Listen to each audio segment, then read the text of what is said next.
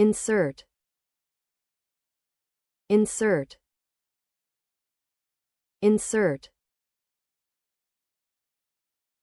The word insert is a verb that means to put something into an existing space or situation, often in a place where it was previously lacking. In common usage, you would use insert when referring to physical objects, such as inserting a CD into a player, or digital content, like inserting a video clip into a movie. It can also be used figuratively, as in inserting a new idea into an existing conversation. One special note about its usage is that insert often implies a sense of putting something in, rather than just adding to it, so the emphasis is on making space for something new. In a formal setting such as a university lecture, one might say, "Please insert your student ID into the slot on your laptop to access the online materials for today's discussion." The word insert here refers to placing an object, in this case, the student ID, into another object, highlighting the importance of physical interaction in accessing digital content. In a casual conversation with friends, one might say, "I'm trying to fix my phone but it says to insert the SIM card. I guess I left it at home."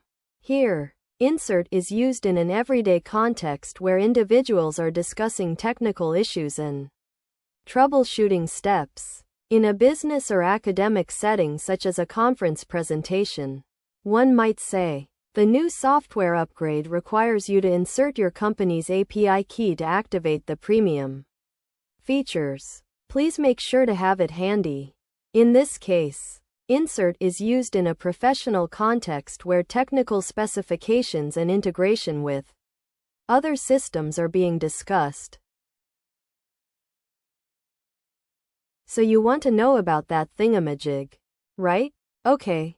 Imagine you're typing on your phone or computer and you need to put some specific information into a form or field, like your name, address, or password. It's a small key or button with letters or symbols printed on it, usually at the bottom left of the keyboard.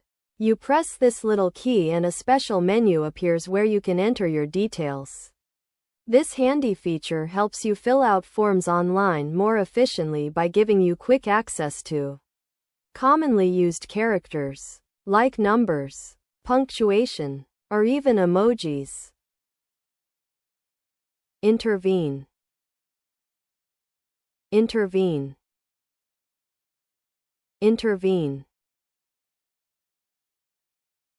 So, let's talk about the word intervene. As a verb, intervene means to get involved in a situation, especially to stop something from happening or to prevent an argument or problem from escalating. Common usage of this word includes situations like intervening in a fight between two people, intervening on behalf of someone who is being treated unfairly, or even intervening in a meeting to offer your opinion and contribute to the discussion. A key thing to remember about intervene is that it implies taking action, not just observing or commenting on what's happening, so you have to be prepared to get involved and make a difference. Here are 3 practical examples of how to use the word intervene in different contexts. In formal situations, such as diplomatic meetings or official events, you might say, "The ambassador was asked to intervene and negotiate a peace treaty between the two warring nations." This sentence implies a high level of authority and responsibility, where one party is being called upon to step in and resolve a complex conflict. In casual conversations, you might use intervene like this: "I had to intervene when my friend was getting into an argument with his neighbor over a parking spot. I just calmly told them to take it outside." Here, the tone is relaxed and informal, suggesting that someone stepped in to diffuse a tense situation. In business or academic settings, you might say something like, "The research team was struggling to find a solution to the funding problem, So we decided to intervene and offer some alternative grant options. It ended up being just what they needed. This sentence implies a more neutral or objective perspective, where someone is stepping in to provide assistance or guidance. So you're trying to learn what intervene means. Well, imagine you see two friends fighting over something, and you want to stop them from hurting each other's feelings. You might say or do something to prevent them from continuing their argument. Right? That's kind of like what intervene is. It's when someone or something comes in to prevent a problem or conflict from getting worse. The main characteristics of intervening are that you're trying to stop something bad from happening, and you're doing so before things get really out of hand. In terms of similar concepts or synonyms, people often talk about meddling, interfering, or stepping in. They all mean more or less the same thing as intervene. And how is it used? Well, someone might intervene by speaking up, taking action, or even just being present to calm a situation down. For example, a teacher might intervene if students are getting too loud in class. Or a friend might intervene if they see someone getting bullied. Does that make sense? Isolate. Isolate. Isolate. So, let's talk about the word isolate.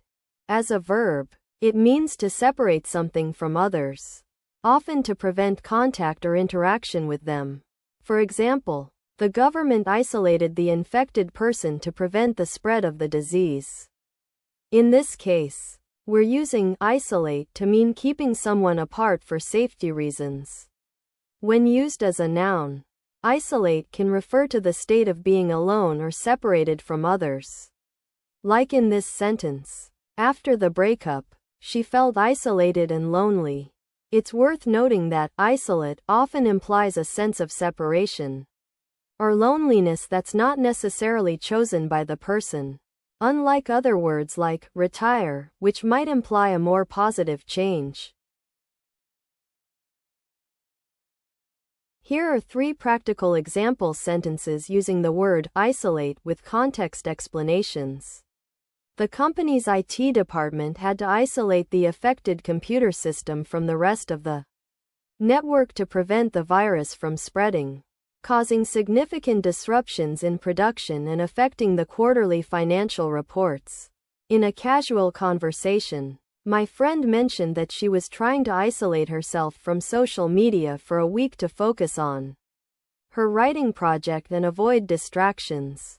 The team leader instructed the researchers to isolate the variables in their study to ensure that any conclusions drawn were not influenced by extraneous factors and would provide reliable data for their presentation at the upcoming conference.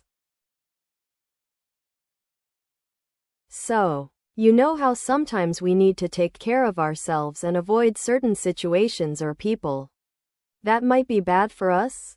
That's kind of what this word is about, making sure we're in a safe and comfortable space where we can focus on ourselves. The main characteristic of this situation is that it's just between you and, well, yourself. Really. You're not around other people who might distract or stress you out.